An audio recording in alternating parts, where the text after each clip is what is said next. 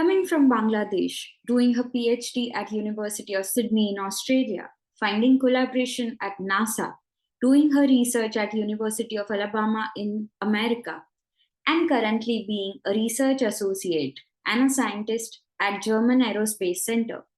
Dr. Samira Tasnim has really come a long way.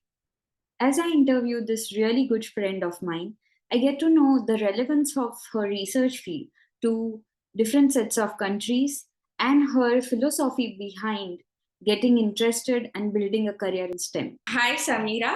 I think you are the perfect person to start this series with because I think you are the strongest, one of the strongest women that I know.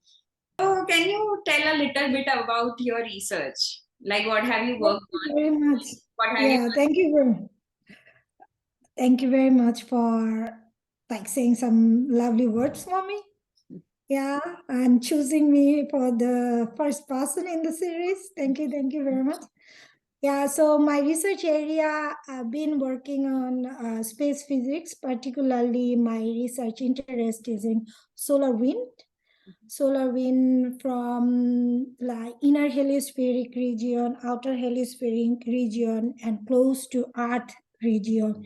So I work with the magnetohydrodynamic models, data analysis, data-driven models, so and mostly program-based work. So, and data from different spacecraft from NASA, ESA, and other missions. Yeah. So, which all countries have you worked in your research? Yeah, I started working on plasma physics in Bangladesh as part of my master's thesis. That was my first research experience. I have some publication from there, but those plasma physics, plasma in the space, not like laboratory plasma. So it was a little bit close to what I'm doing right now.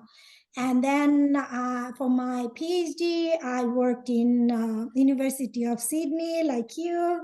So that gave me the chance to live in Australia and working there. And after my PhD, I also worked as a part-time casual teacher or academic in Sydney University, and also a part-time postdoc there. I'm postdoc position in USA in University of Alabama in Huntsville. So I worked there for 3 years, and then I got a job in German Aerospace Center as a research scientist, and I'm right now working here. And it's been 1 year, little over 1 year I'm working here. So yeah. So, did you enjoy this aspect that comes with academia, traveling to different countries and doing your research and finding collaboration in different countries? Oh, that's a very I would say I'm blessed to have such experience of knowing about research approach in different countries, and such very different approach, work environment, and working hours. Because from from Bangladesh to Australia, it was obviously a big change from third world, but work-wise, because masters was I was still doing my coursework and research together. It was different experience. But during my PhD time, I was like quite practiced with having breaks on weekends. So it's like a regular life. And when I moved to US, so that was quite challenging from first time, because people over there they work a lot. Yes, so general idea is that like whenever I tell anybody that I've done PhD, they just roll their eyes up and say that okay, you must be crazy. Like they feel like it's a lot of work, and PhD people generally don't have any other social life, or they don't do much, just study. So is it like that? Like is it? Can you explain a little about PhD experience? um For me, it was not like that. But I have seen people like that. But it is end of the day. it's your decision what you want, because I worked overworked for more than the hours I needed to work when it is needed, Mm. but not all the time. Yeah. When there was a submission date for my paper, I felt I enjoyed my time, where how it passed I did not know, but I did not do it all the time. Obviously I have um, and my PhD for my supervisor, he was always encouraging me to have a like sort of work life balance, and he sometimes even pushed, go enjoy your life. And I have good friends in Sydney. I never felt that I'm like I did not feel like I'm working too much. I think working, just studying, no play, what do you say, makes Jack a dull or something. It's a Yeah. pain. Yeah. So Um, everything's important, and your supervisor understood the importance of that, and you had yeah, a yeah. balanced And time. if you can remember, in Sydney University, overall, they make sure that our mental health, Yeah. and we take off from work, we take holidays. It's a Sydney University's protocol, and I think it is very important. For me, I need break for, because it's a creative world, right? You need to have new idea, you need to get fresh mood. If you work, no break, you cannot have new idea. And it's a long time. PhD is like 3.5 years, 4 years for us, but in US it could be 5 years, 6 years. It's a long journey. And this long journey, if you don't enjoy, you are going to burn out. You need some time to motivate yourself to work more. Yes, Yeah. exactly, for sure. So, for the work-life balance, what have been your hobbies, like as a child and now, currently? Yeah, growing up, I had many hobbies, and it changed every now and then. For when my high school or primary school time, I was learning dancing, so classical dancing. So that took, but I wouldn't say that was my hobby. I was enjoying it, but it was my extracurricular activities. Okay. But hobby wise, I've always enjoyed traveling a lot. So this is whenever in Bangladesh I got chance, I traveled. When I was in Australia, I did a lot of like working. And nowadays, I feel I enjoy hiking. This is one of the thing I think this you can say that's my hobby. Or yeah, I'm going different places, knowing new people. Mm. Yeah. So, what attracted you towards science or STEM uh, in general while you were in school, and what attracted you towards creating this long journey and long career in STEM? Oh, so one thing, my first answer for what make me to be in science is quite boring. So because my both of my parents were in science, Okay. so I didn't know other thing to do. Mhm. So I grew up in very science minded family, so I knew that always I will be in science. So but which science world, which part, particular specific area I want to go, that was a question. Obviously growing up in subcontinent, Indian subcontinent, parents wants to be either you be an engineer or doctor or something like that. Mhm. Nobody aim for their child to be a physicist or Science. something, Yeah. basic science. So but I am, for me, mathematics, physics were my like Strong. a strong subject. My strength was in those subjects, and I enjoyed. And sometimes the subject you are studying, you just enjoy exploring it. It was like that for me. And then obviously that also made me to apply for those subjects in the university admission test. It's a long journey, because in here in western world, most of the countries, if you want to study a subject, you can study that subject. That's not our case. Yes. If we want to study a subject, we have to get an admission Selected. in a good university, right? Yeah. So that was obviously a challenge. So, but I was lucky enough to get a chance in a good university, public university, and physics is usually not a private university subject. So you cannot study in a private university. So You have I studied from Dhaka University, no, which I studied in a there's another university in Dhaka. It's in Dhaka district. It's Jahangirnagar University. So okay. yeah. Okay. And so your parents were inclined, they were science professionals, maybe. So it came naturally to you, the environment. And then at school and at university, in your foundational years, did you find good teachers and good professors who kind of motivated you to learn more and maybe helped you decide your PhD topic and get selected at a university in Australia? Yeah. I'm very privileged in that I had a very good teachers and professors who I for me that I knew I want to do science, but how long that I obviously when I grew up, my parents studied, after that they worked. So I was also sort of that environment, because nowadays if you think about Bangladesh, India, or Nepal or other countries, it's been a practice of going for PhD. It's but I'm talking about 12 years back. So that was not that common that everybody is thinking about higher studies after masters is already a higher study. So for my master supervisor, former supervisor from JU, his name is Professor A Mamun.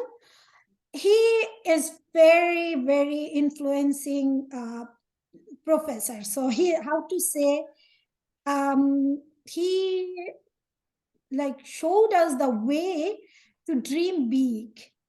He was always saying, why you girls or boys are thinking small? If you think big, if you think the huge thing, then you will get a big thing. So he always told us to dream big. So he is like, that the people who shows you to dream big, kind of. And he's Visionary a kind of a leader. so he's an amazing teacher. So he made me like the plasma physics, labbing plasma physics. And then I was here that the space physics part, I'm always interested in space physics. It's like growing up, I was Star Trek, Star Wars. So that was like, I always wanted to do something with the space. And the closest one was the plasma physics, space plasma physics. So this is why I wanted to work with him. And then I found and then he said to us like dream big and applying abroad to do higher studies, to do a PhD. And then next If, step came. if you would like to describe this area of science to really young girls or boys at school who might not know that this kind of research exists, like how would you describe the basics of why your research area is interesting? So one thing first I want to say, the demotivation from the people. So Okay. I'm from third world, I'm from Bangladesh. And when I was telling people going for an interview, job interview, that I'm a plasma physicist, I work I worked in this area, I have research experience. Everybody is saying, what's the benefit of plasma physics in a country like Bangladesh? We need more food, we need for like accommodation for the big population, this kind of thing. So one of my answer is there are plenty of researchers, scientists who are working in those areas like medicine or like health or food, agriculture, different areas. But there need to be, in a country like this, big population also needs to know someone to work with what is happening in the sky and what is in Yeah. the space is happening, because it's a we also need to, maybe not everyday life, but if you think about nowadays, modern technology is completely depending on the electronics, which is very much can, it is electromagnetic device, waves can make it a big difference, but it can destroy it. So say for example solar wind is coming, and then the solar wind is very strong, it can damage our satellite system, it's damage our power grid, it's damage our, so maybe we are not seeing it every day, but it can happen, and it could be even like a country like Bangladesh, its infrastructure can be highly damaged by such thing. Or if US or some other country is affecting, like China is getting some kind of solar wind kind of damage, but at the end the economical problem also, Yes. inflation is somewhere, it will be going towards Bangladesh as well. So So it's, nowadays everything is global. Whatever happens to one yeah, yeah. is going to affect the other. Correct. Yes. So this is for me, it's really important for me. I think at not everyone, but there must be someone doing this research as well. Correct. Yes. Um, and maybe I think that's motivation enough for young people to pursue. And another point I want to say here, knowledge is always not, it's not bread and butter thing, but knowledge is important. You want to know what's going in the universe.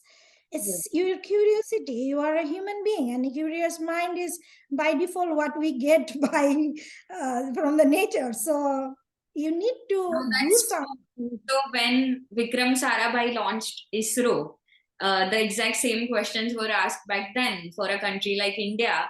Is it really worth spending so much on space program? And we all know how things worked out for us because of the space program. So I think that makes sense. Yeah. Okay. So, in this whole drive and motivation that comes from good people, maybe your mentors, and from your own environment and your own inclination towards science, the field is a little dominated by males. So, when you once you go in the industry, have you ever felt like being an imposter? Uh, I do not know about the male mind, but I know female mind because I talked with some of my female friends quite a lot in deep conversation. I did it with the male friends, but I can link more with the woman mind. So what I felt by default, because growing up in a society, it's not only Bangladesh or India or South, our Indian subcontinent. I feel everywhere in the world, somewhere we are the first generation who started in big number. The women are in the physical science, because in older time there were scientists who are in doing biological science, like female are mostly doing biological science, or some cases medicine or pharmaceutical science, but not like physics, chemistry, or this kind of area. Very few women were there that back then.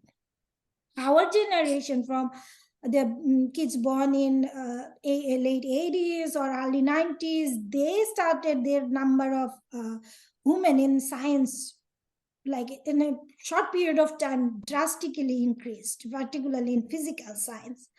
So obviously there were some people who are thinking female mind is kind of different way, that like they think they are not that good in this kind of thing.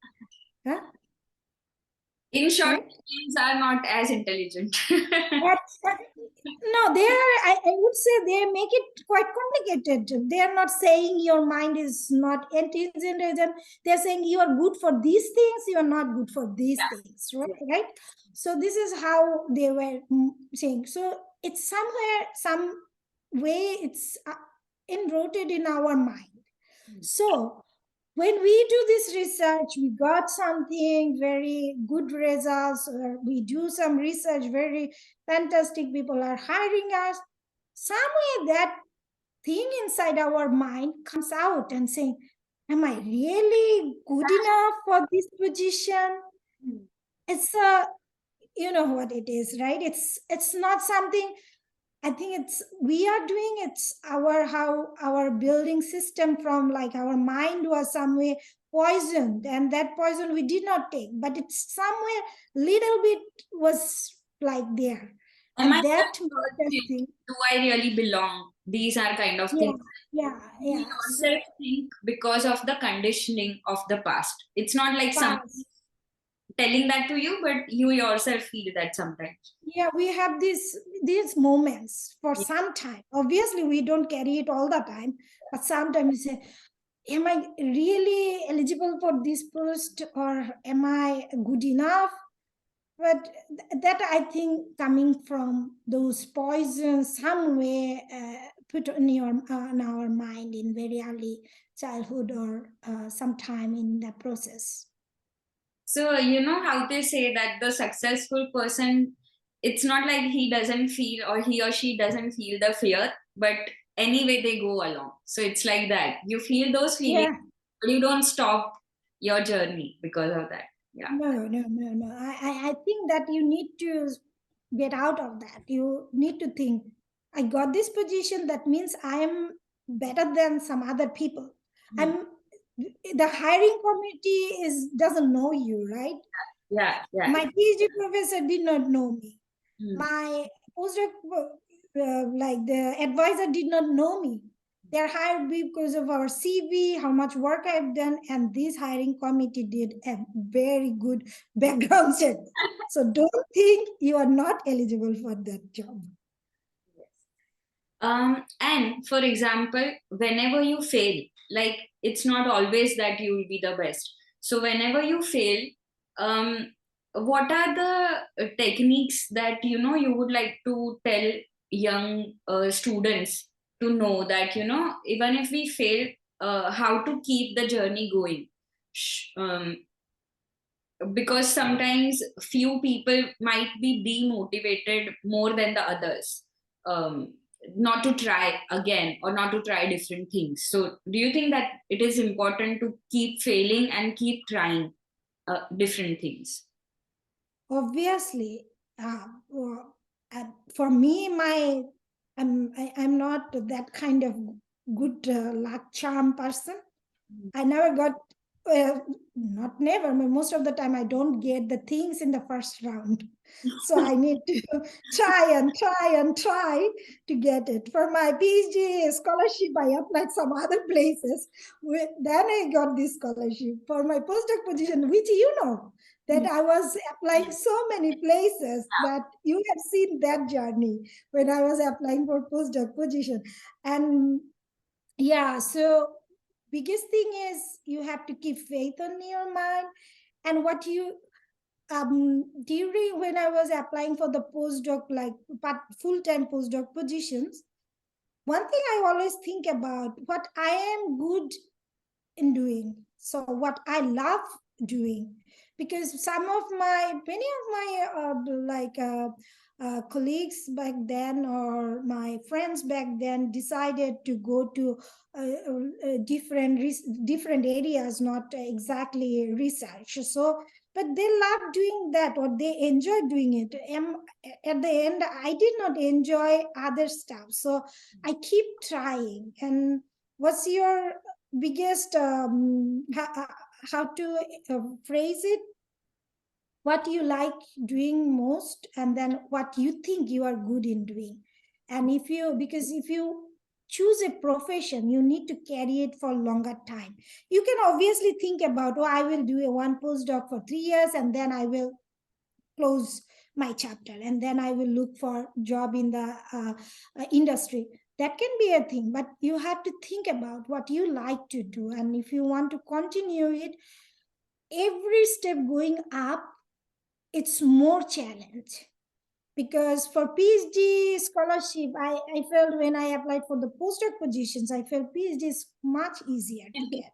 And Yes. then postdoc is little harder. And now in this position, I'm thinking about my long career, more long-term contract or permanent position. Now I think it's postdoc is nothing. Peanuts, yes. That makes. So, and then you have to obviously keep trying. What else you can do? Hmm. You have to either let it go or trying. If you are, this is the way you should be doing. I Yeah. feel, yeah. Do you doubt yourself sometimes that, whether I'll be able to do it, whether I'm dreaming too big? And if you are not thinking and someone is saying that and you start feeling like that, what do you do then? Um, Now I'm in some stage of life. I don't give that much of the attention to what other people is trying to tell me, because I already have some experience of these things. So I know what to take, what not to take. So if someone's suggesting me something, I appreciate it if someone's suggesting. Hmm. But I right now know what to take, what not to take. Hmm. So, And but when I always had, and when things affected at that times, if you start doubting yourself, what was like usual practice that you followed or something that you read or. I had to like for doubting, self doubting for some, obviously, if you are failed in something and then you are self doubting, am I really would be able to get any time of this thing? That doubt for my basic mechanism is like uh, first time it just sorrowing, having some sadness into me, and then for some time I like, because I know I have to accept the Yes. fail, and then I accept it, and then I try to I talk with my friends or my the people, like some support system I have. So I tell them, my husband, I talk with them, my sister, my family.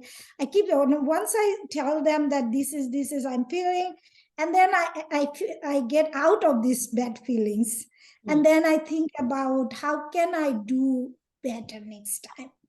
Correct. So this is the coping mechanism. I don't know, it's a very scientific mechanism, but for me, I feel you need to first have this bad time to accept it. And if you in a moment try to get rid of that, it's not gonna work, because you have to Correct. failure, any kind of failure. Because you are being This is the, unreal.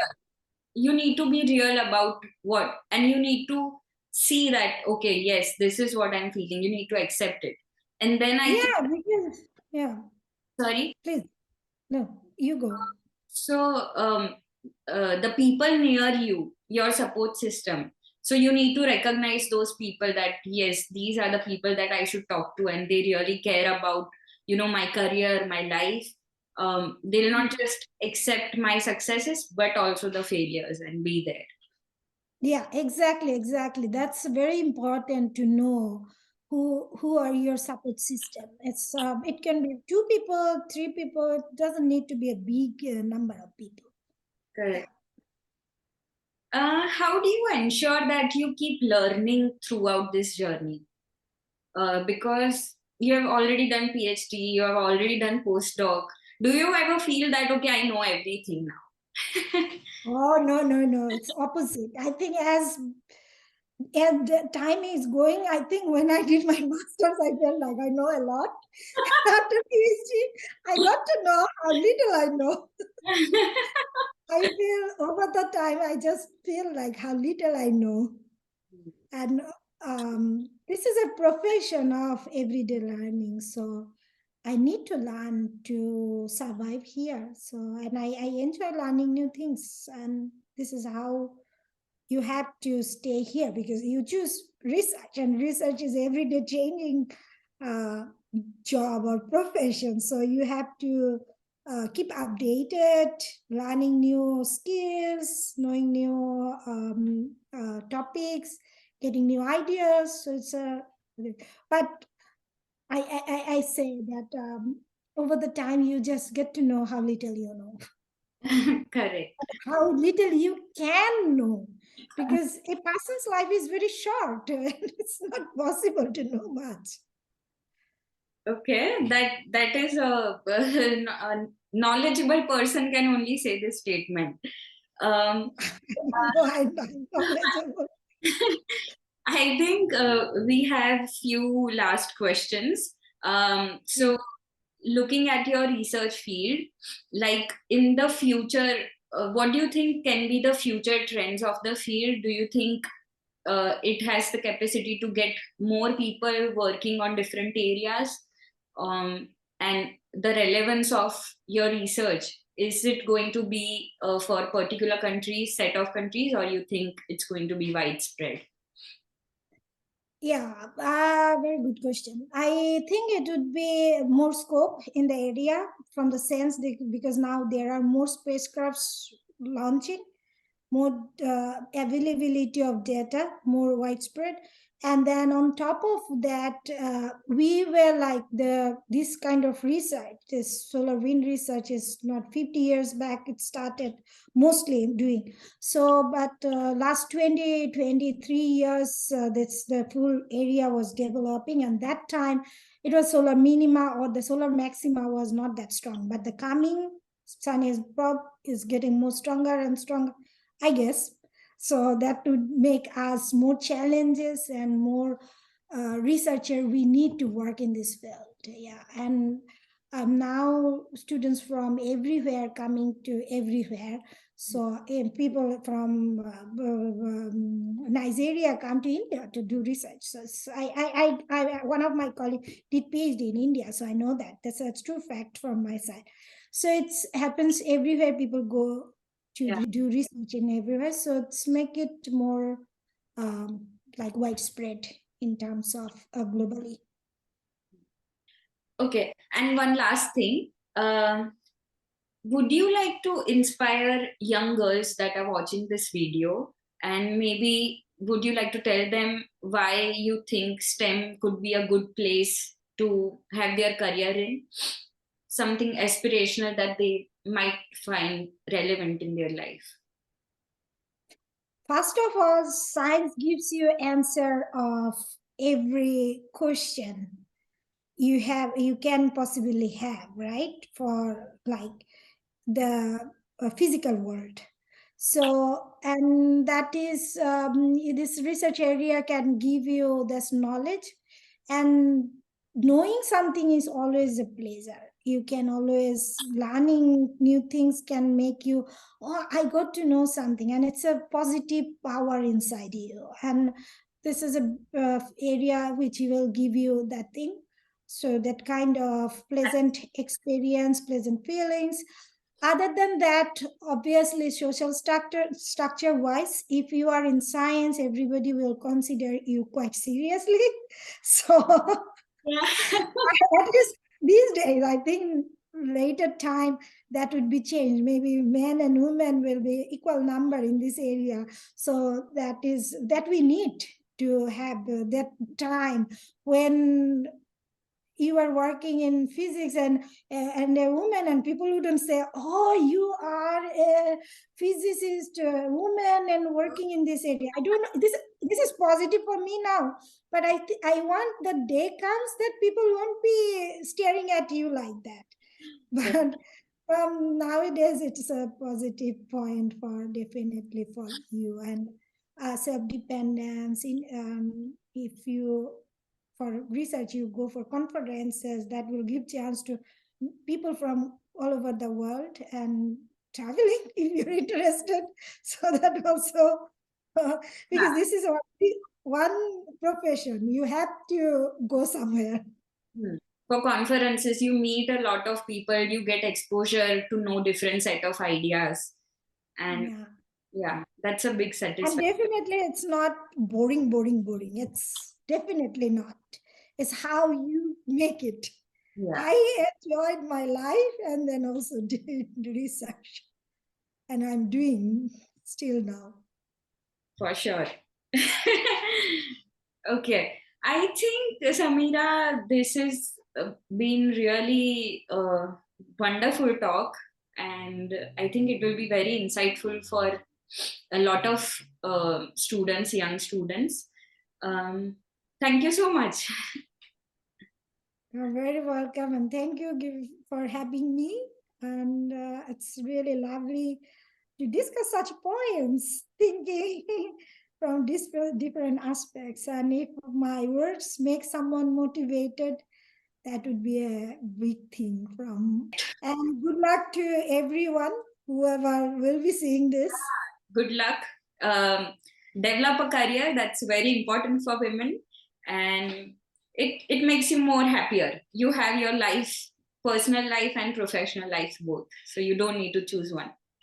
Okay. Yeah, it's definitely you can choose both of them at a time. It's um, if you want to choose one, you can also choose one. It's your Call. but if you like, because for me, I love both of them, so I wanted to have both of them. Yeah, and it Yeah, just adds more to your life. Okay. yeah. Okay. Thank you. Bye. Bye.